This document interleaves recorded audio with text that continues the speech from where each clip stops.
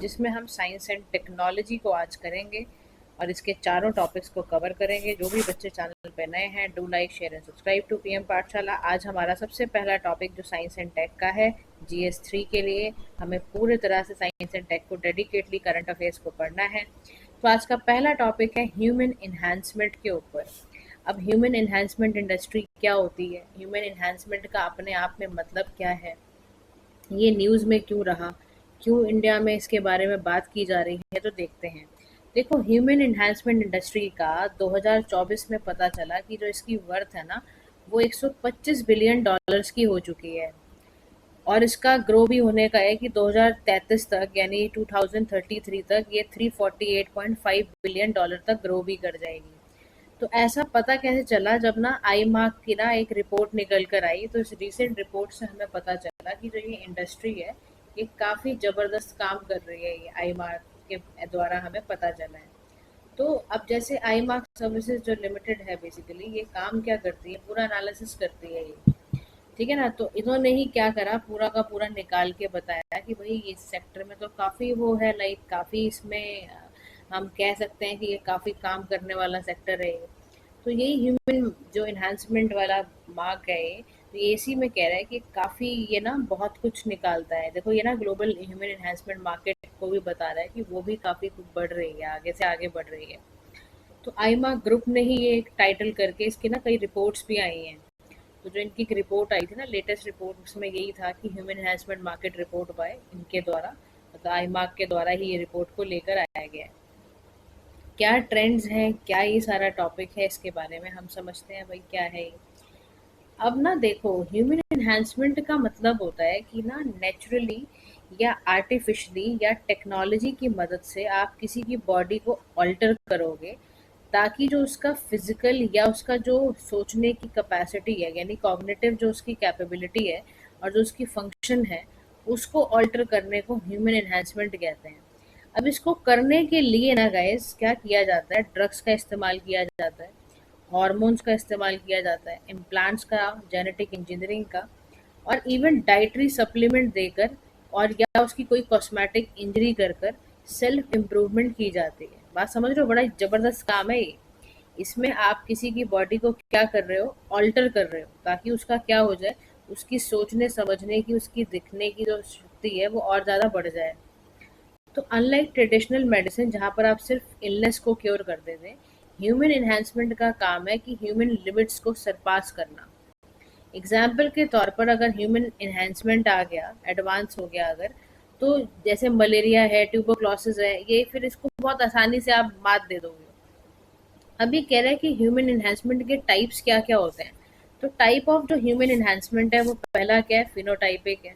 फिर है नेक्स्ट आपका सोमैटिक नॉन हेरिटेबल, नेक्स्ट है आपका जर्म लाइन हेरिटेबल। फिनोटाइपिक क्या करता है, बॉडी को इम्प्रूव करता है बिना जीन्स को चेंज किए, और ये वाइडली एक्सेप्टेड है। जैसे बायोनिक लिम्स हो, कुछ स्पेशल ग्लासेस वगैरह बनाने हो, एक्सोस्केलेटन के लिए फिनोटाइपिक बहुत यूज होता है। सोमैटिक का मतलब है नॉन हेरिटेबल, मोस्टली एक्सेप्टेड है ये, क्योंकि यहाँ पर आप बॉडी सेल्स को चेंज करते हो जो कि हेरिटेबल नहीं है। जीन थेरेपी करके, सोमैटिक सेल मॉडिफिकेशन करके ये भी करते हो। जर्म लाइन बेसिकली एक हेरिटेबल चीज़ है, यानी कि आप किसी के एम्ब्रो को, जीन्स को ऑल्टर करोगे, जिससे उसकी फ्यूचर जनरेशन भी अफेक्ट हो सकती हैं। अब यहाँ पर बहुत सारे कंसर्न्स हैं, क्योंकि यहाँ पर आप बेबी को खुद से डिज़ाइन कर रहे हो, आप किसी के एम्ब्रो में जो जीन है उसको एडिट कर रहे हो। ये बहुत ही खतरनाक तरीका होता है ह्यूमन एनहांसमेंट का, जर्म लाइन वाला। अब ह्यूमन एनहांसमेंट पे देखो जी, डिबेट तो होगी। आप सोचो ये कितना बड़ा एथिकल कंसर्न नहीं है, क्योंकि आप किसी की बॉडी को ऑल्टर कर रहे हो, उसकी सोचने समझने की शक्ति को बदल रहे हो। तो इसमें दो तरह की डिबेट निकल कर आई, एक ट्रांस ह्यूमैनिस्ट थे, एक बायो कंजर्वेटिव थे। ट्रांस ह्यूमैनिस्ट वो लोग हैं जो एडवांस टेक्नोलॉजी को सपोर्ट कर रहे हैं कि वाकई भाई ह्यूमन कैपेबिलिटी को आगे से आगे बढ़ाना है और साथ ही साथ इनकी लाइफ भी एक्सटेंड करनी है। बायो कंजर्वेटिव्स कह रहे हैं कि भाई साहब, नेचुरल को नेचुरली रहने दो, टेक्नोलॉजी को अपोज कर रहे हैं, और ये कह रहे हैं कि तुम पागल हो क्या, ह्यूमन लाइफ को एक्सटेंड करने से क्या हो जाएगा, हार्म और ह्यूमन एसेंस पर हो जाएगा आगे चलकर। तो इन्होंने अपना, बायो कंजर्वेटिव्स ने अपना एक आर्ग्यूमेंट दिया। अब इसमें ह्यूमन एनहांसमेंट करने के बड़े सारे कंसर्न्स है गाइस। सबसे बड़ा कंसर्न ये है कि एक्सेस टू एनहांसमेंट बहुत लोगों को नहीं मिल पाएगा, सोशल इनइक्वालिटी क्रिएट हो गई इससे तो आपके अंदर। क्योंकि बहुत महंगा इलाज होगा, इसको कराने के लिए पता नहीं क्या क्या करना पड़ेगा, हर कोई अफोर्ड ही नहीं कर पाएगा। फिर सेकंड प्रॉब्लम है, जो कोर ह्यूमन ट्रेट्स हैं आप उसको चैलेंज कर रहे हो, आप किसी की आइडेंटिटी को हिलाने की कोशिश कर रहे हो, और अगर आपने बिना कंसेंट के ये काम करा तो आपने इंडिविजुअल फ्रीडम ही छीन ली। फिर आप डिस्क्रिमिनेशन बढ़ा रहे हो। अब लॉन्ग टर्म इसका जेनेटिकली या इसका न्यूरल मॉडिफिकेशन पर क्या असर पड़ेगा, उसके बारे में आपने हेल्थ रिस्क के बारे में बात कहाँ करी। इकोसिस्टम या एनवायरनमेंट के ऊपर आपने प्रेशर और डाल दिया, बिकॉज आप लाइफ स्पैन और बढ़ा रहे हो, और इंसान जिएगा और रिसोर्सेज को यूज करेगा। भाई कितना यूज करोगे, रबड़ को कितना खींचोगे, टूटेगी ना कभी ना कभी। फिर जेनेटिक डाइवर्सिटी एक बहुत बड़ा सवाल है आपके ऊपर, आप डाइवर्सिटी को लाने की कोशिश कर रहे हो, आप डिजीज की वनरेबिलिटी को रेस कर रहे हो, और रेगुलेशन के नाम पर आपने कौन सा बहुत बड़ा एथिकल या सेफ फेयर यूज के लिए कोई टेक्नोलॉजी को बनाया है। तो कंक्लूजन में कह रहा है, देखो ह्यूमन एनहांसमेंट को बढ़ाओ, लाइफ एक्सटेंड करो, प्रोग्रेस करो, लेकिन एथिकल सोशल इन्वायरमेंटल कंसर्न को बारे में बिना सोचे नहीं करना है। आपको एक रिस्पॉन्सिबल रेगुलेशन, इक्विटेबल एक्सेस और अवेयरनेस, लॉन्ग टर्म इम्पैक्ट का क्या होगा, ह्यूमन वैल्यूज पे उसका क्या असर पड़ेगा, वो सब पे बात भी करनी है। कि खाली ये नहीं ढिंडोरा पीटना है जी ह्यूमन एनहांसमेंट हो रहा है, आपको अवेयरनेस भी क्रिएट करनी है साथ ही साथ। ठीक है जी। Move to the next topic, जिसमें हम बात करेंगे स्ट्रेटेजिक क्रिप्टो प्रिजर्व के बारे में। क्या होता है ये, न्यूज़ में क्यों रहा, तो पूरी जानकारी लेते हैं, समझते हैं जी ये क्या टॉपिक है। तो देखो, ये कह रहा है कि यूएस के प्रेसिडेंट ने जो एग्जीक्यूटिव ऑर्डर पे साइन किया है कि वो एक स्ट्रेटेजिक बिटकॉइन रिजर्व एस्टैब्लिश करेंगे और US digital asset stock file को बनाएंगे, स्ट्रेटेजिक क्रिप्टो रिजर्व यहाँ पर तैयार करेंगे। अब ये न्यूज़ में क्यों रहा, क्योंकि इनका एक वो है कि जितनी भी क्रिप्टो करेंसी हैं, बिटकॉइन है, एथेरियम है, एक्सआरपी है, सोलाना है, कार्डोनो है, ये बेसिकली क्रिप्टो इंडस्ट्री को एलिवेट करने के लिए करा जा रहा है, ताकि कोई भी क्रिप्टो मैनेजमेंट गैप एड्रेस हो सके। यूएस को स्ट्रैटेजिक एडवांटेज देने का ये भी एक तरीका है। अब क्रिप्टो करेंसी होती क्या है, लेकिन इससे फायदा क्या है, क्यों किया जा रहा है क्रिप्टो करेंसी। तो क्रिप्टो करेंसी कुछ नहीं है बल्कि डिजिटल और वर्चुअल करेंसी है, जिसमें आप क्रिप्टोग्राफी करते हो सिक्योरिटी देने के लिए, और एक तरह की ऐसी चेन है जो कि ब्लॉक टेक्नोलॉजी का पार्ट और डिसेंट्रलाइज्ड है। जैसे पहले करेंसी होती थी, फिएट करेंसी होती थी, है ना। तो क्रिप्टो करेंसी को कोई सेंट्रल अथॉरिटी कंट्रोल नहीं कर रही है, कोई सरकार नहीं कंट्रोल कर रही है, कोई आरबीआई कंट्रोल नहीं कर रहा है। क्रिप्टो करेंसी का एग्जाम्पल क्या है, जैसे बिटकॉइन है, एथेरियम है, रिपल है, टेथर है, ये सारे के सारे क्या है, ये क्रिप्टो करेंसी का पार्ट है। अब क्रिप्टो करेंसी से फायदा क्या होता है, क्या फीचर्स है इसके, ये डिसेंट्रलाइज्ड है, यहाँ पे ट्रांजेक्शन डिस्ट्रीब्यूटेड लेजर में जाके रिकॉर्ड हो जाती है, इंटरमीडियरीज की जरूरत नहीं पड़ती, लिमिटेड सप्लाई है, 21 मिलियन कॉइन्स है इसके, फिक्स सप्लाई है, और ट्रांसपेरेंसी खूब है, खूब डेटा ओपन और वेरीफाइएबल है, सिक्योरिटी भी है, फ्रॉड वॉरड से बच जाओगे, काउंटरफिटिंग, आप इसकी फेक करेंसी नहीं बना सकते, और बॉर्डरलेस ट्रांजैक्शन है, बड़े प्यार से बड़े फास्ट ढंग से आप इसको ग्लोबली ट्रांजैक्ट कर सकते हो। अब सवाल ये उठता है, जो हमारा टॉपिक शुरू हुआ था वो स्ट्रेटेजिक क्रिप्टो रिजर्व से शुरू हुआ था, क्या होता है, कह रहे गवर्नमेंट इसको अपने पास रखती है क्रिप्टो करेंसी को एज अ नेशनल फाइनेंशियल रिजर्व बनाकर, ताकि अगर भविष्य में कोई आर्थिक संकट आए या कहीं पर आर्थिक सोवेनिटी की प्रॉब्लम आए या ब्लॉक टेक्नोलॉजी को उस समय पर इकोनॉमी में यूज करा जा सकता है, इस्तेमाल किया जा सकता है। तो ये एक तरह का डिजिटल ऑल्टरनेटिव की तरह काम करेगा, जैसे फॉरेक्स रखते हैं हम, गोल्ड रखता है ना आरबीआई, ताकि जब भी कोई मुसीबत पड़े तो कम से कम अब ये होगा।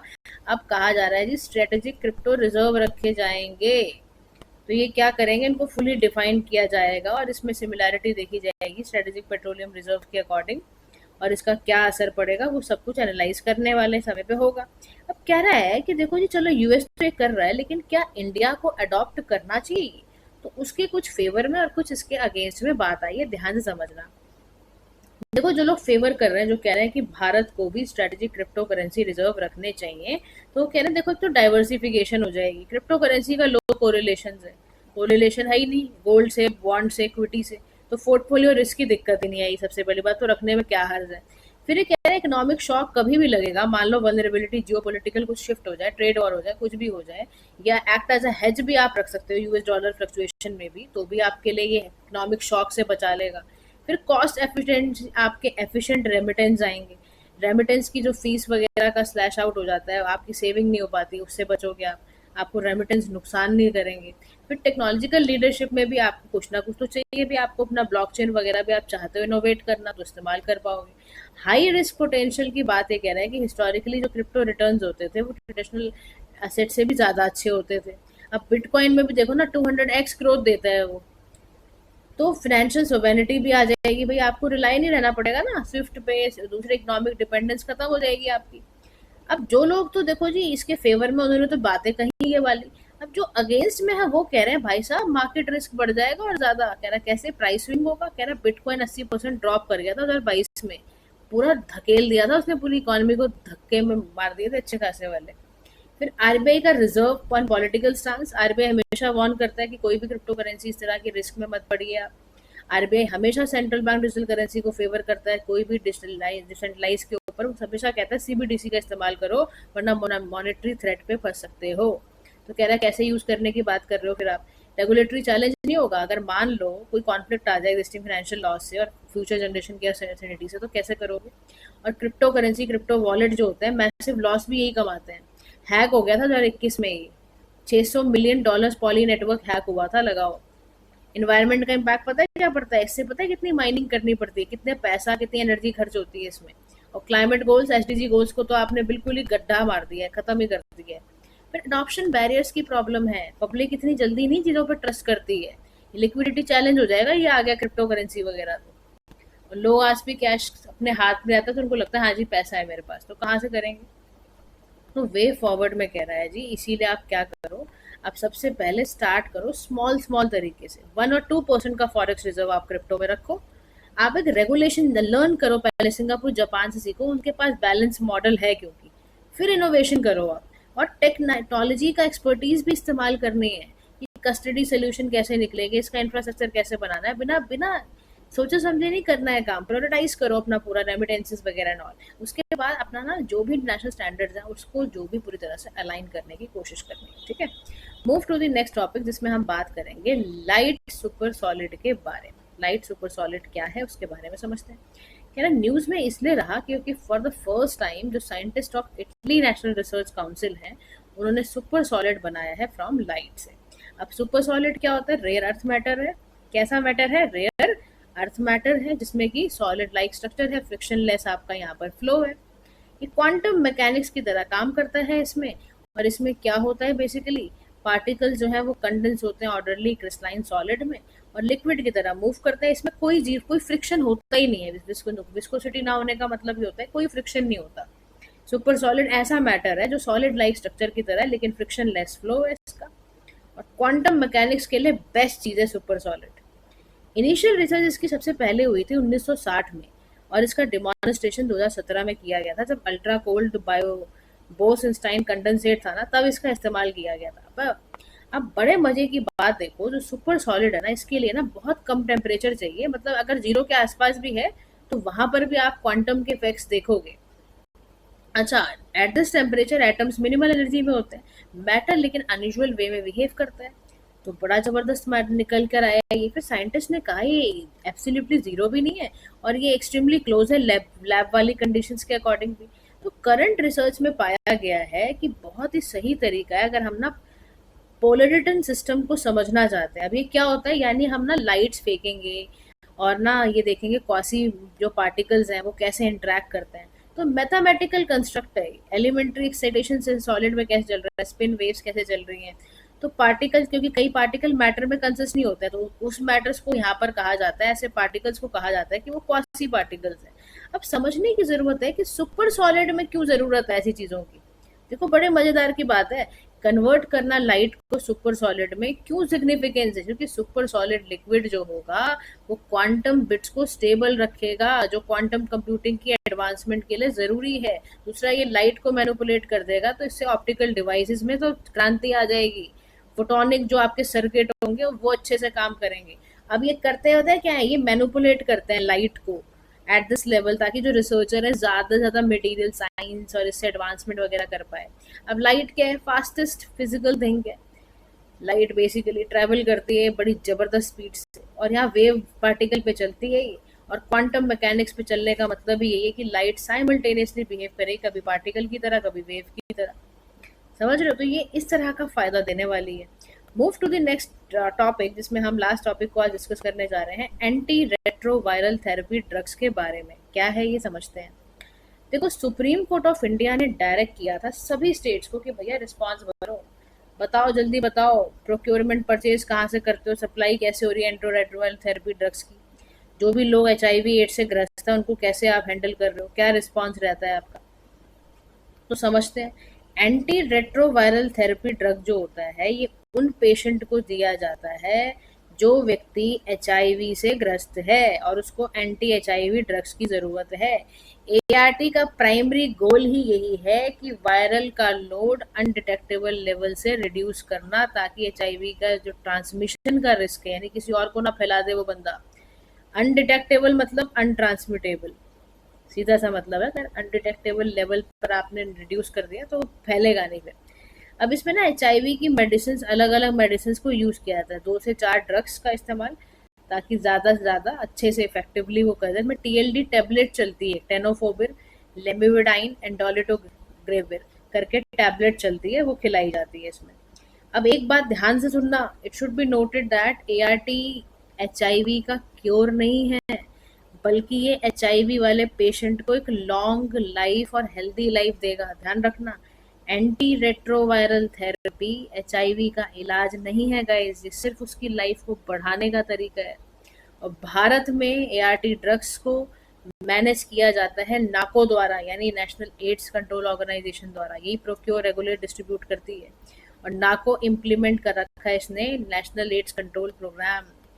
अब HIV के बारे में पढ़ ही रहे हो तो जरा इसके बारे में देख लो भाई क्या होता है। HIV का फुल फॉर्म है ह्यूमन इम्यूनो डेफिशिएंसी वायरस, यानी ये आपकी जैसी आया आपकी बॉडी के इम्यून सिस्टम पे अटैक कर देगा। आपका T सेल ठीक से फाइट नहीं कर पाएगा दूसरे इन्फेक्शन से। तो स्पेसिफिकली CD4 सेल यानी T सेल्स को ये सबसे ज़्यादा खराब करता है और आपको इन्फेक्शंस को फाइट करने की शक्ति चली जाती है। अब जब HIV का और ज़्यादा स्टेज बढ़ जाता है ना, मतलब फाइनल और most severe stage HIV infection का होता है, वो है एड्स। इसको कहते हैं एक्वायर्ड एमिनो डेफिशिएंसी सिंड्रोम। किसी को एड्स हो गया, फाइनल स्टेज पे पहुंच गया, तो समझ लो उसका इम्यून सिस्टम और ज़्यादा वीक हो जाएगा और वो लाइफ थ्रेटनिंग इन्फेक्शन की तरह काम करेगा। तो not everyone with HIV develops AIDS, ऐसा भी होता है। प्रॉपर ट्रीटमेंट होता है तो HIV से एड्स तक नहीं बात पहुंचती है, लेकिन जिसकी एड्स तक बात पहुंच गई तो उसका हाल बेहाल हो जाने वाला है।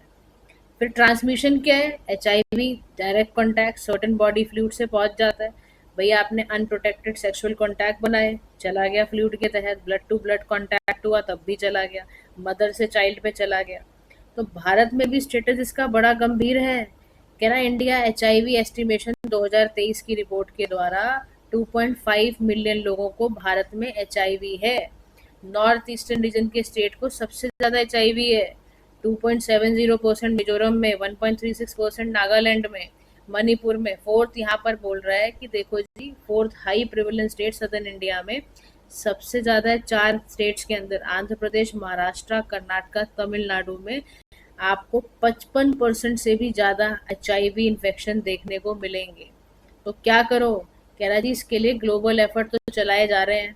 95 95 95 गोल है, पेपर में आ सकता है गाइस ये। 95 95 95 गोल किस बीमारी से संबंधित है, किससे रिलेटेड है, तो क्या बताओगे, एड्स से रिलेटेड है।